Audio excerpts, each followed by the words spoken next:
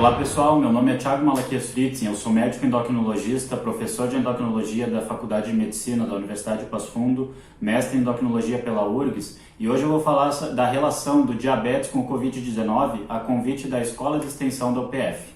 Muito bem, muito tem se ouvido falar do risco que os pacientes com diabetes têm de evoluírem mal caso contraiam o Covid-19. E isso surgiu a partir de várias informações que nós vínhamos conhecendo de que pacientes com diabetes precisavam internar mais, precisavam de mais necessidade de UTI e tinham maior risco de evoluir para óbito. Com o passar dos dados e da pandemia em si, a gente começou a entender melhor quem é esse paciente com diabetes que tem maior risco.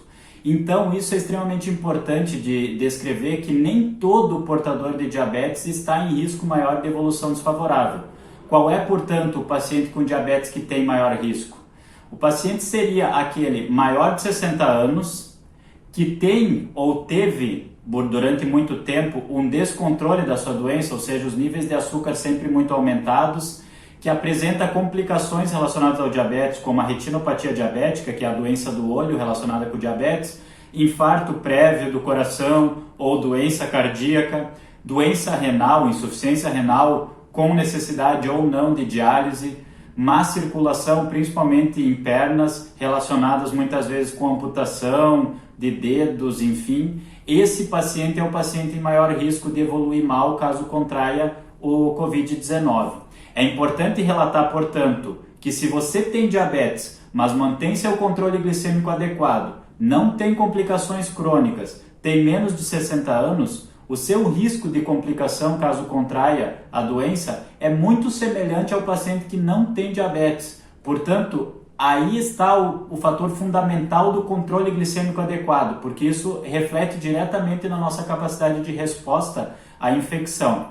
Bom, para aquele paciente em risco ou para o próprio paciente que não está num risco maior, algumas medidas de cuidado geral de saúde são fundamentais. Quais seriam elas então? A primeira dica que eu deixo para vocês nesses períodos de quarentena: evitem muito os excessos alimentares. Tentem não fugir da sua rotina alimentar. Evitem comidas muito calóricas e evitem aquele famoso ficar beliscando toda hora, porque isso é um desafio. Qualquer paciente que faça tome essas condutas inadequadas, na maioria das vezes piora muito o seu controle glicêmico. E esse é um momento que a gente tem que manter o controle glicêmico o melhor possível. O segundo ponto que eu deixo como dica é manter uma hidratação adequada. Então tomem água, isso é fundamental para que os nossos mecanismos de defesa do organismo funcionem, portanto manter a hidratação adequada é fundamental. O terceiro ponto é ter o melhor sono possível. Dormir bem reflete na nossa capacidade de resposta aos agressores externos. Claro que a gente vive uma fase de que dormir bem nem sempre é fácil, é um período de ansiedade, de incerteza, mas a gente tem que tentar manter a nossa rotina de sono o mais saudável possível. O quarto ponto é, para aqueles que faziam atividade física, façam o possível para mantê-la. Aqueles que não faziam, essa é uma bela oportunidade de iniciar esse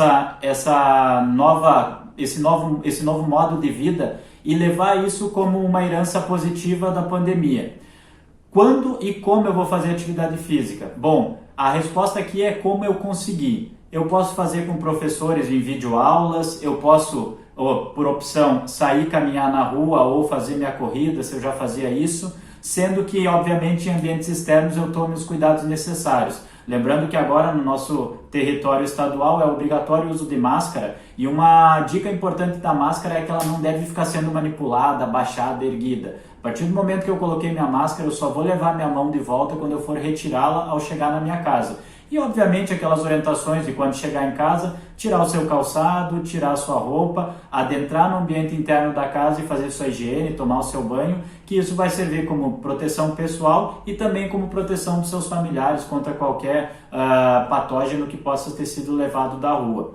O último ponto que eu quero chamar a atenção nessa questão geral de cuidar da sua saúde é: jamais pare suas medicações de uso regular sem acompanhamento ou sem orientação médica. Nós temos visto muitas notícias relacionando que remédio tal poderia piorar ou melhorar a evolução da pandemia, mas o profissional mais adequado para tirar essas dúvidas é o médico que lhe acompanha. Portanto, se há alguma dúvida em relação aos medicamentos que você usa, converse com o seu médico, mas jamais pare de usá-los por conta própria, porque isso vai refletir diretamente no controle glicêmico, piorando esse controle. Portanto, conversem com seus profissionais, que eles são os capacitados para tirar essas dúvidas.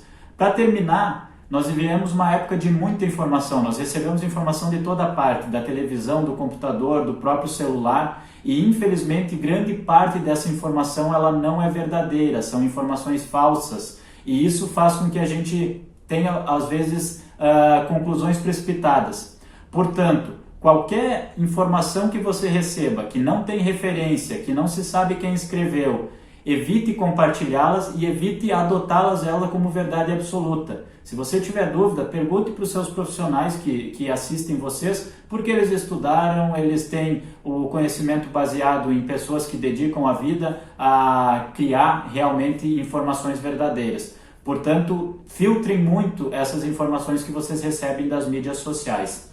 Para finalizar, eu quero deixar o meu abraço a todos, desejando que a gente passe por esse período crítico da melhor forma possível, que a gente se cuide, que a gente mantenha a serenidade, buscando como objetivo principal manter a nossa saúde para preservar o nosso bem maior, que é a vida. Um abraço a todos e até mais.